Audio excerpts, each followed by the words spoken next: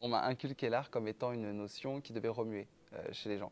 C'est-à-dire que je me rappelle plus jeune, il y avait des choses que j'aimais pas forcément, que ce soit des découvertes de tableaux ou autres.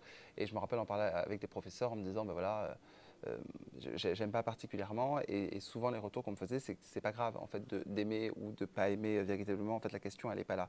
Si tu n'aimes ou que tu n'aimes pas, ça veut dire que ça remue quelque chose chez toi. Et pour moi, c'est ça en fait qui est important.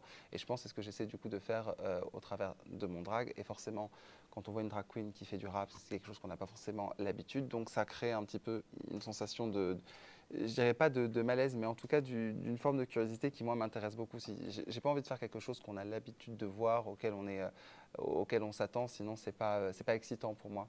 Donc je pense que c'est pour ça, avant tout, que je mélange un petit peu les choses. Et je pense aussi que ça permet de faire une passerelle. Et ça me plaît énormément. Par exemple, je vais faire du rap et c'est vrai qu'il y a beaucoup de personnes qui empruntent la culture urbaine, du coup, ne sont pas forcément éduquées sur ce qu'est le drag.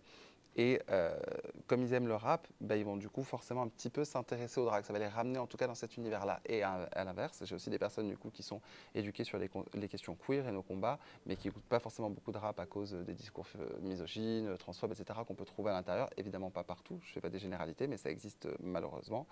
Et du coup, qui me disent, bah, écoute, moi j'écoute pas de rap, mais ton rap à toi, j'aime bien parce que je me sens représenté, parce que j'ai l'impression du coup qu'il parle de choses que moi j'ai vécues